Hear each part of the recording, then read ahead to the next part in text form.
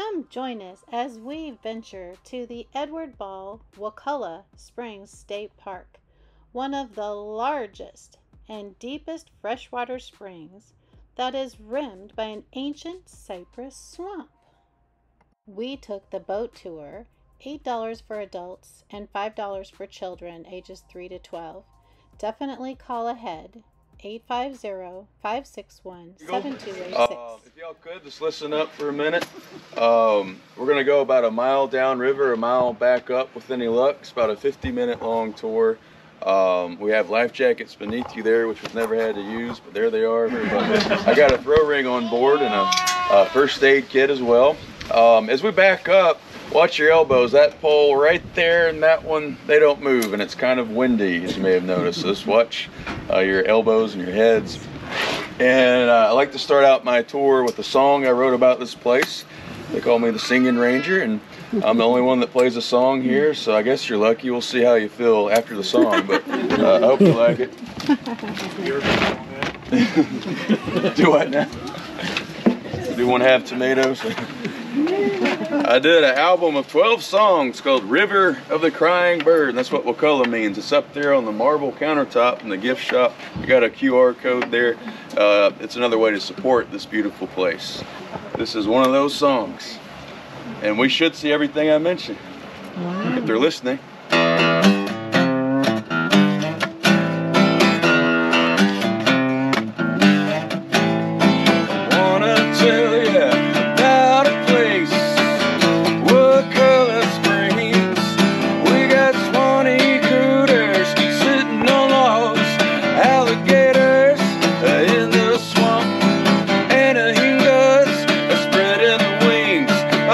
To the moor in a Blackbill Green, there was Wakulla Springs. It's so pretty, it'll make you sing. There was Wakulla Springs. Riding down the river feels just like a dream. It's the world's biggest spring, 120 feet deep. It's amazing. We got manatees, big and round. Look at those vultures hanging around here in Wakulla Springs. Watch out for the creature from the Black Lagoon. He's out there. Back in the jungle, Tarzan's wailing like a loon. Haven't seen that dude in a while. Step into the lodge from 1937. You might feel like you walked into heaven here in Wakulla Springs. Mysterious waters is what I mean. Let's go. That's it, guys. Thank you. Appreciate it. Thank you. Thank you. Never know what will be staring back at you. The one guarantee, though, is we see gators every tour, and they do something. They make trails called alligator drags. If you look closely throughout the tour, you'll see where the vegetation's kind of matted down right there. In some areas. Those are drags. A great place to not hang out. As you may have guessed, gators will drag their bellies across the vegetation to make a path of least resistance. Not only for themselves, but mainly for other animals. It's real nice of them. Most animals want to walk down the trail, and gators know that. They'll ambush whatever gets too close. Luckily, gators only eat about once a month during the fall. They don't have a very quick metabolism. It's a very slow metabolism because they're cold-blooded, so they don't have to eat a lot. Here on the right are some pretty obvious gator drags. See those muddy trails? Yeah. Gator driveways. If you look behind you on the right, sometimes we'll see one hanging out there. Yet there's one back there. There he is. A log you don't want to step on there. You found a It's hard to get an accurate count on the gators we have in the park. This park's 7,000 acres, but we think we have at least 600. Florida has 1.3 million. There used to be about 10 times that, but they've made a big comeback. They're doing pretty well again. Right there? Yeah, right there. It's going back behind. Yep, gator in the water there. Yep. Just keep looking. We'll see more upriver. It's sunnier. They're cold-blooded, but there's some over here on the right, too. Monday they were up on that log, sleeping. All right, I'm going to point out my favorite tree. Here on the right, kind of behind the white ibis there, we have a 600-year-old bald cypress tree. That big one is hollowed out by time and by lightning. Lightning has struck that tree many times, yet it still lives. The bald cypress tree is in the same family as the redwoods, actually, strangely enough, and it's a very tough wood. It's actually impervious to water and insect damage. A lot of Native Americans would make canoes out of the bald cypress logs. And some of these canoes have been found right here in the park. Look how clear the water is. Right? And they date back at least 4,000 years. All right, I'm going to shut off the engine for a second. Let's look around and enjoy the sounds of nature. See what's down here. We do have a shell station coming up on the left and a big gator out there on the left too. We'll see here in a second. And hopefully we'll see some more right there. Nope, that's a log or something. There's some turtles. Turtles on that wood. There's a gator right there up on the side. See him? There's a turtle, a big turtle, and a gator. Maybe that's his lunch. His mouth's open. Look at his mouth open. It's like he's panting. Oh, ooh, there's a big one right there. Maybe that's his husband. That's huge. No babies today. It might be not too far off. Yeah, this one's warming up its blood right now. Its back is kind of like a solar panel, pretty much. You don't want to swim anywhere at night in Florida. They're more active at night after warming up.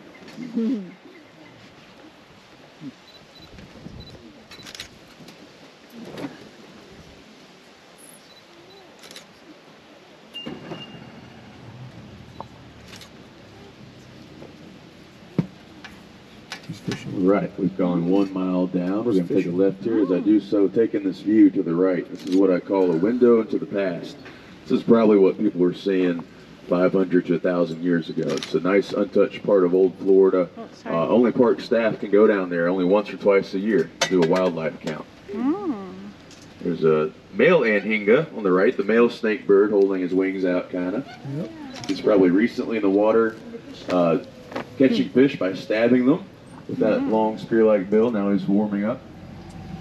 One question, how far is it down to the bridge from here? The bridge and the fence is about 3 miles from here. Yeah, Ed Ball, the man that bought the property around the spring, fenced off his river in the 60s. That case went all the way to the Supreme Court, and he won the case. And this is the only river in the world that you can navigate that's been fenced off like that to keep other boats out, to help protect this place. I think it's probably the best thing Ed Ball ever did, honestly. Yes. Amen. Now coming up on the right, we do have a gator hiding over there behind the vegetation. It's really hard to see, but I still try to point it out. And we have some more turtles called Swanee cooters coming up on the right above the branches here, or on the branches above the water to your right there. You only see these turtles in certain parts of Florida, stretching from Tampa to Pensacola, but they're very common here, and you'll see the bright yellow stripes on their heads sometimes if you look closely.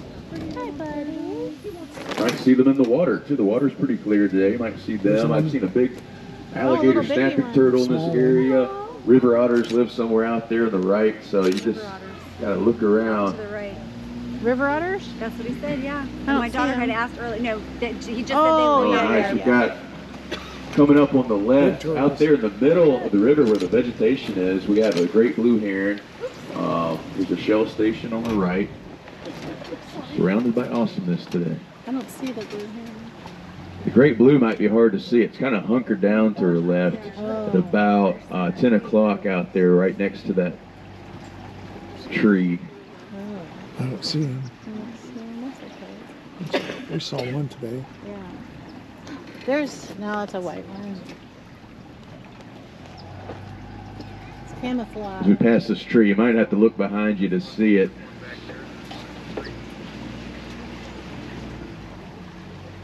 There he is, right there. Oh, he's so pretty. He's walking around. The great blue heron's about 4 feet tall and has a 7-foot wingspan. This one's probably looking for frogs, bullfrogs. But they'll eat fish, snakes, baby gators sometimes, crawfish. It's pretty high on the food chain here. Another spot where a gator. Oh, drag. Yeah. Yeah. That's a good one. Yeah. There might be one here too. Yep, there's another one. Yeah. It's almost Oh, over. invite, there he is, right there. Oh, there's my his goodness. tail. Oh, he's so He's moving. pretty. He's He's eating. big. There's a full-grown gator checking us out. It's warmed up enough. It has its head up. All those bumps you see on its back are full of blood vessels. That's why I call it a solar panel. It's building up energy right now. He looks happy about it. You see that alligator smile? You see, gators aren't green either. They're more of a dark gray, almost black color.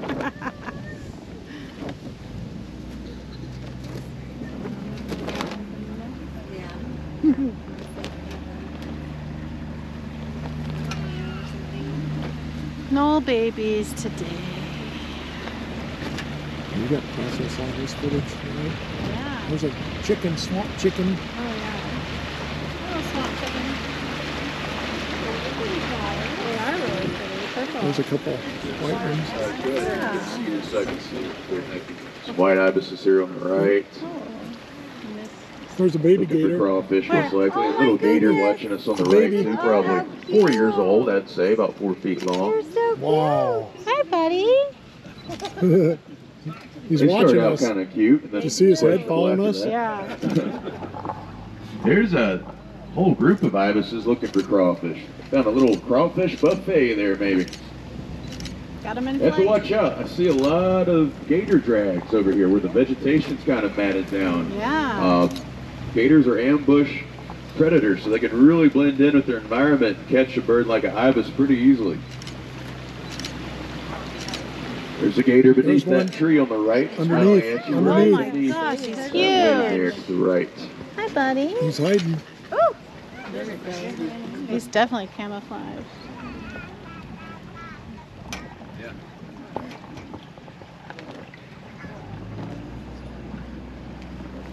There's a couple up in the tree, see?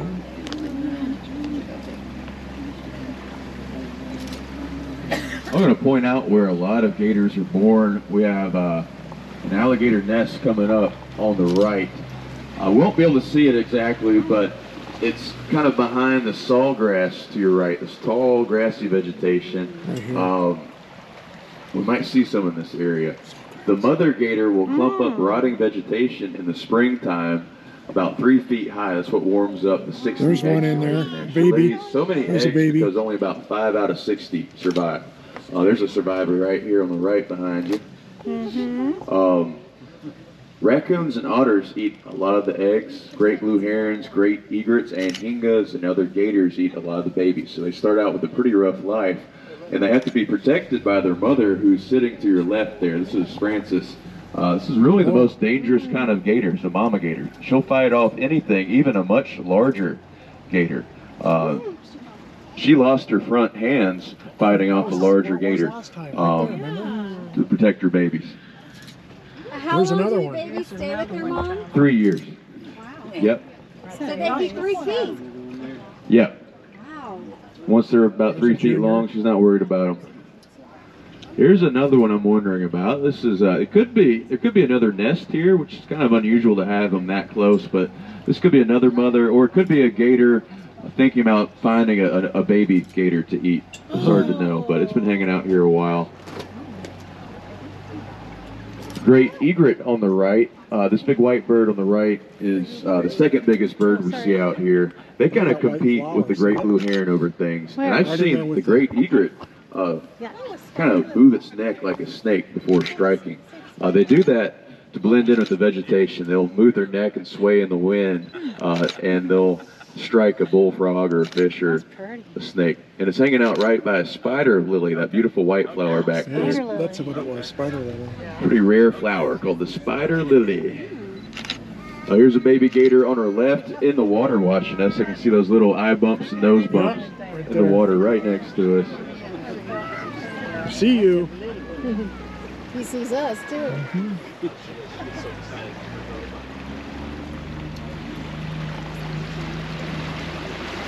It's almost over. I think we've seen just as much, maybe not quite so many gators, but just the same amount of wildlife. There goes a five-billed grape to her left, the bird that died. Ryan! Gotta get him. Swamp That penguin. was cute. A for effort. There's a big drag right there. See Wow, yeah, right by that bird.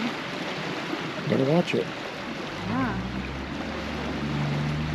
There's a nice little cubby. Alligator on the right, hiding behind pickerel, the arrow-shaped leaves you're seeing here. There's a young gator kind of in the water partially. I don't see him. Behind all there. that Right Yep, there. in the backpack. Yeah.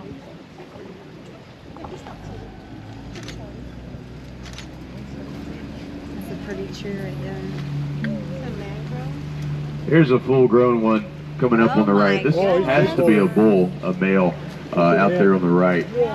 They typically have more time to eat. They don't have to guard the eggs or their young, so they can eat twice a week sometimes, getting a lot bigger. There's a bird right by him. That one. Is that the dead bird? Fat and happy gator right there. There's a dark one. This one's big enough as zero things to worry about. Looks like he just ate. He's pretty fat. Oh, there's a bird right by him. Yeah. No, that white ibis might go the wrong way. We'll see. Now, using that powerful tail, the gator can get up to speeds of 30 miles an hour in the water. And they can actually move quickly on land if they have to for short periods of time. But typically, this is what they're doing, nothing at all. They want to conserve their energy. I call that being efficient. You know, they're not being lazy, they're being efficient. Here on the right, we got a female anhinga. Look at that blonde head. That's how you know it's a female snake bird. The males are mostly black. Now you'll see these birds hanging out in trees like this above the water because they can really see the fish like the mullet go by. There's some gray fish down there called mullet, the jumping fish, and anhingas love them. They can actually swallow a whole mullet fish after stabbing it with that spear-like bill. That is a razor-sharp bill, too.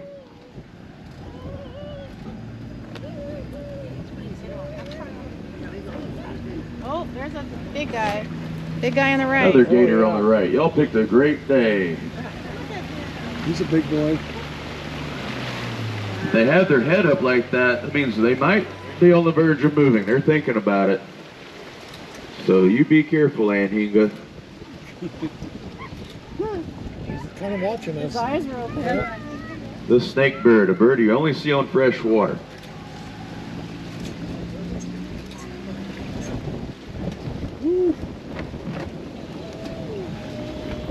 There's a 450-year-old bald cypress tree kind of back here on the right. It's really anchored down too. All these tall knobby things you see around the base of it are cypress knees, the root system of that one big tree.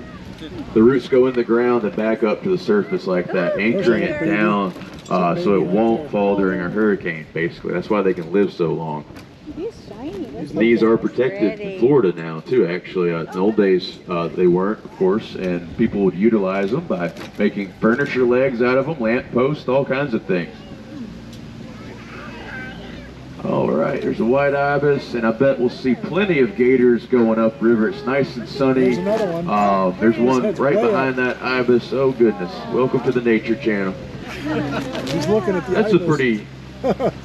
I don't think a gator that size will go after an ibis, but you never know. You might be ambitious.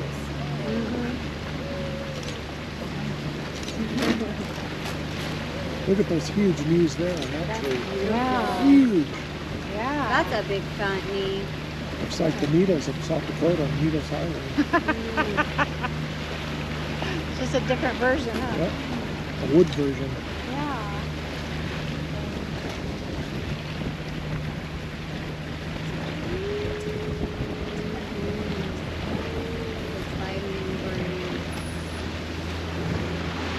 All right, I saw another full-grown male gator here on the right. Yeah, he's still there. Like I said, they don't move unless they have to. He's kind of behind this there he tall is. tree.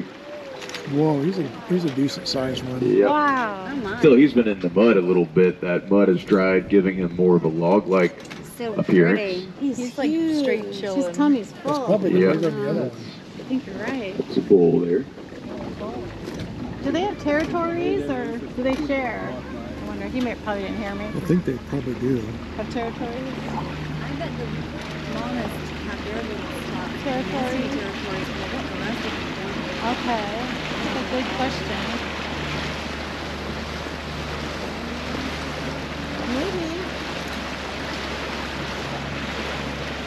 And we might see more over here on the right too. We have a lot of dense vegetation like wild rice, the tall grassy vegetation, a lot of pickerel, the arrow-shaped leaves, and you'll notice a lot of drags over here. We might see there's some one right in a drag. He's right in a drag. Yeah, right on cue. There's one back here. Yep.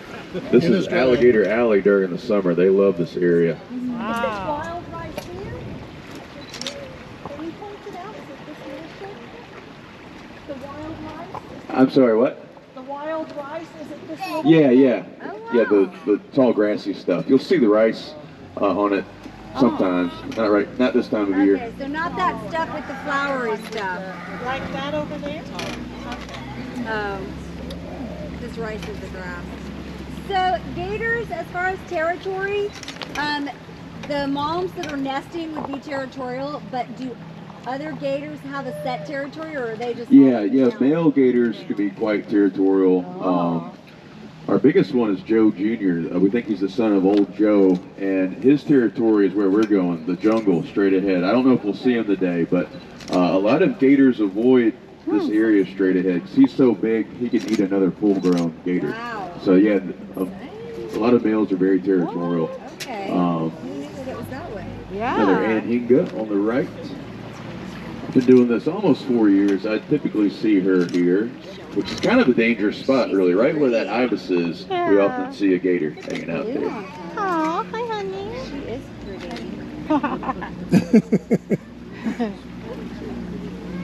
All right, let's go check out the jungle. Oh, then it's almost over. We got another one too. There's a little blue heron on the right next to us, behind some of this vegetation. This is a bird that starts out completely white and turns that lovely blue color over time. It's really neat to see them when they're half blue and half white. Like that one, that's a juvenile little blue right there. Aww. A motley blue. She's so cute.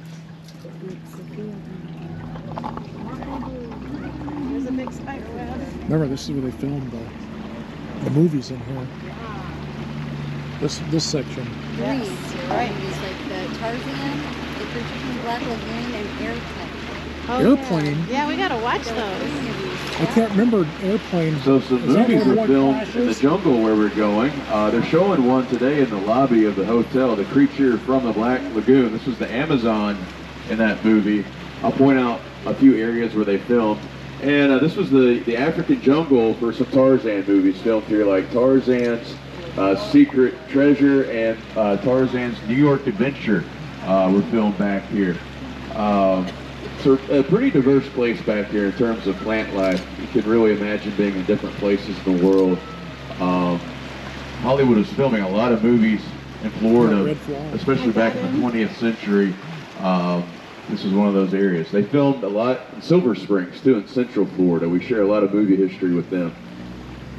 Airplane, wasn't that also Airplane? Do what now? Wasn't Airplane filmed? Yeah, Airport 77 was filmed around the Spring Bowl. Joe Panther was filmed in some scenes in the park as well. The first big movie was Tarzan's Secret Treasure, filmed in 1941. We're going into an area where they filmed straight ahead, where it's a little more shadowy. This was the African jungle in that movie. Now, back in 1941, this was not a state park yet. It was a wildlife sanctuary, but rules were a lot more lax back then. The film crew brought back a couple Asian elephants back here, if you can imagine that. Some rhesus monkeys were back here as well to make it seem more like the jungle. And Johnny Weissmuller was back here, the guy that played Tarzan. He was a famous Olympic gold medalist swimmer and diver. And he was really great at yodeling, too. He came up with that Tarzan yell himself by yodeling, which I find pretty cool as a musician. A lot of scenes were filmed in this area right in front of us. We have a cabbage palm tree coming up on the right. That very tall tree there is Florida state tree, the cabbage palm tree. We used to have another one that grew out of the river in front of us. That's the one you see Johnny hanging out on in that movie. Johnny Weissmuller would actually practice his diving here. He put a 50-foot tall ladder on what was then a 50-foot tall dive tower. So from 100 feet up, he would dive into her spring. He practiced his swimming as well. Later on in 1954, the creature from the Black Lagoon film back here too. This channel used to extend deeper into the swamp, straight ahead. As we take a left, y'all can kind of look back there and you'll see what was in that movie, the Amazon, the lair of the creature. The boat's kind of anchored off in this area of the movie. The Creature from the Black Lagoon's a really fun movie to watch. It was terrifying in the 50s. I would say it is more of a comedy now than a scary movie, but it's a lot of fun to watch. And keep this in mind, the guy playing the creature in the underwater scenes was a lifeguard that worked here named Rico Browning, an FSU student. He did all those stunts you see, wearing a costume that weighed 80 pounds. He went on to create the show Flipper back in the 60s. He did quite well here. I love Flipper. Welcome to Vulture Island. To our left, we have a migratory bird called the black vulture. There's quite a few of them moving in. I wrote a song about them called Eaters of the Dead, Nature's Cleanup Crew. These are important birds. They help prevent the spread of disease, eat a lot of rodents too. And they love this island, even though Joe will come over here and eat them sometimes. I've seen them eat 2 at a time, but they keep coming back. Wow. Cost of doing business. Holy cow. Look at them all up there. Cute. Sometimes we'll see turkey vultures too, a bigger, more brown vulture with a red head. They're back here sometimes. Oh yeah, you can All right, see coming right up there. on the right, we have one of the few gators that comes back here. Her name is Jolene. Right up She here. is hiding beneath this tree. She's kind of moving to her right there, right in front of us. She's very territorial because she has some very young babies with her sometimes. Oh. You on her back? Look, look here on the right on that branch. There she You might is. see them. Yeah, good eye. They're gonna be hard to see, but Oh my goodness. sometimes they're on her back too. In the duckweed. Yep. Oh, how tiny. You saw alligators in there? Baby. Yes, little They're- babies in the duckweed. I missed it. She's guarding them. The baby gators are born with bright yellow stripes so they can blend in with the vegetation a lot better. They have to avoid pretty much everything when they're that small. Straight ahead, we have the second biggest bird. It's waiting on the picture. Look at that. A great egret hanging out in the wow. sun with Look at all him. these aster flowers around it. That's Wow. beautiful. Asters. That's beautiful. Wow. It's a postcard. Yep. Florida's postcard photo. Hi. Hi, bud. Oh, I'm surprised it stayed there that long. here. Oh, here.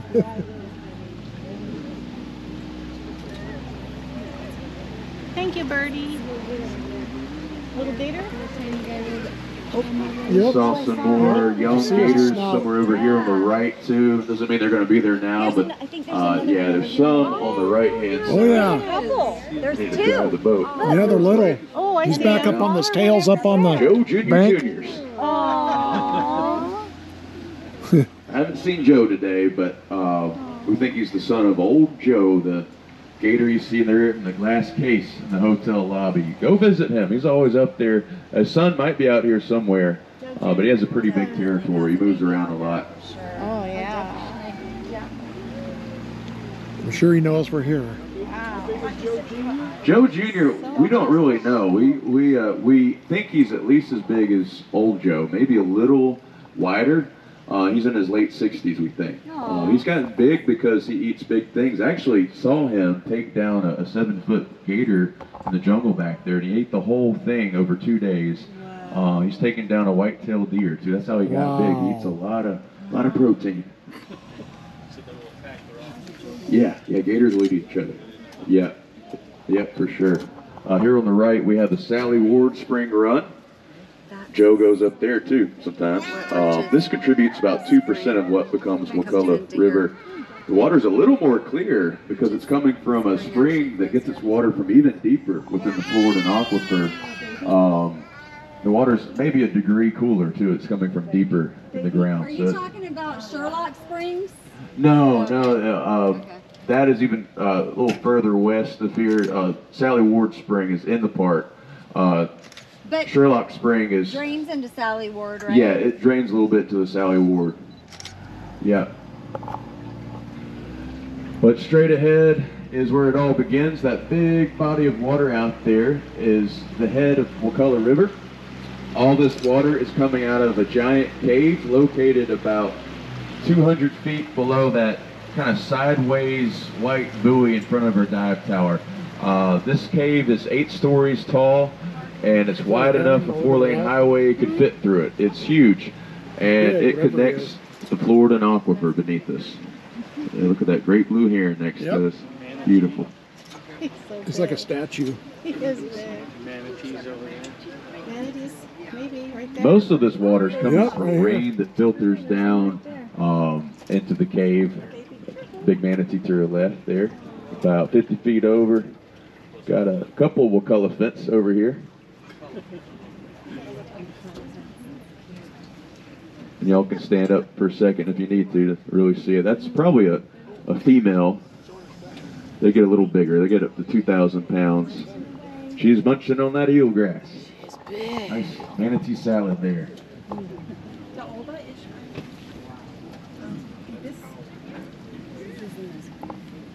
It really is.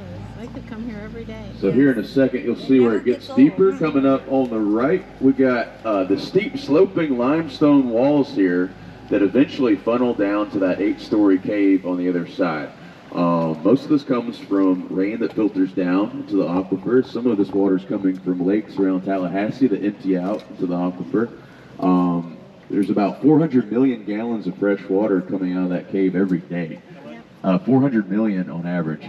That's enough water to fill up an Olympic-sized swimming pool every minute. It's kind of mind-boggling. This cave extends all the way to South Georgia, so a lot of this water is coming from that far north. A lot of this could be from rainfall that far north half a year ago. It's just now reaching this point. The water is not super clear. We're seeing 40 feet down. That's pretty normal this time of year. It could clear up in the next month or two because we don't get a lot of rain this time of year. You'll notice how there's a green hue to the water. It's a little more green than it used to be. That is coming from chlorophyll. There's more nitrates in the water system now due to the use of fertilizer, especially north of here. These nitrates have caused a lot of algae to grow in our spring, in the river. Algae releases chlorophyll when it dies, which is green. So in the past 20 years, the spring has gotten less and less clear. We haven't done a glass bottom boat tour in 5 years. Some things are being done, but really not enough. I would love to take people on a glass bottom tour someday, but we have to see about 90 feet down to really make it worth it. But hopefully one day. Even to see the think about what we put on the ground, especially in Florida, because it filters down into our water system. Most people get their water from the aquifer too if you live in Florida. Now here on the right is the dive tower, as you can see. This used to be 3 stories tall. It's a 50-foot tall wooden structure. It's still a rite of passage for especially kids during the summer to jump off the top. They would be jumping in water 25 feet deep. Thank you so much for watching. I will repeat that phone number again for your tickets if you would like to ride the boat. The number is 850-561-7286. Call this number for reservations. Reservations are required because they do sell out. We hope you enjoyed the video, and here are some pictures that we took along the way.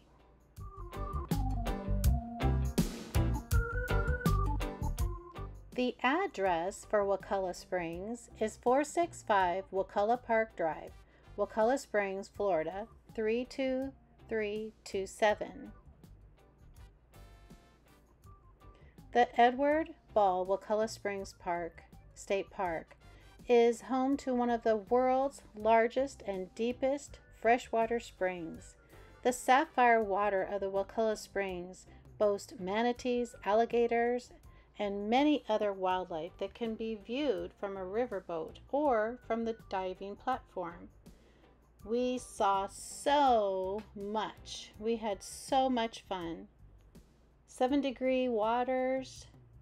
If you desire to swim, you can also swim there too. We did not swim.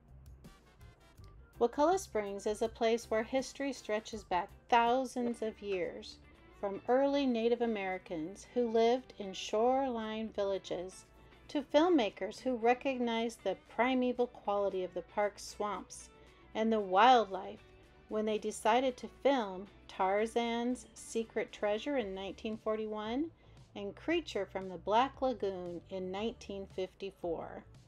Today, visitors can swim where mastodons once roamed and take guided boat tours where dugout canoes once glided across the cool waters.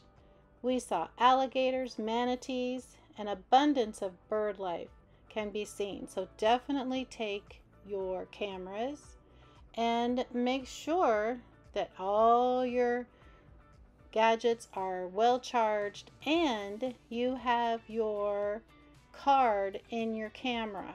We had to go back a second time because the first time with my Canon camera I forgot to put the memory card in. So we got to go twice in 1 week. And actually I could go there every day. We had so much fun. So much fun. Also visit the Spanish style lodge with its period furniture, original elevator, and colorful painted ceilings. You have to look up. Make sure you look up. And you will not regret going. The second time we went, we actually decided to have lunch and that's where we ate, right in there in the beautiful hotel. They had delicious food. We would go there again to eat a second time. Well, we hope this video helps you make a decision. If you are thinking about going to Wakulla Springs State Park, you will not be disappointed. Enjoy the rest of the photos, and again, thank you so much for visiting our channel and watching our video. Have a great day.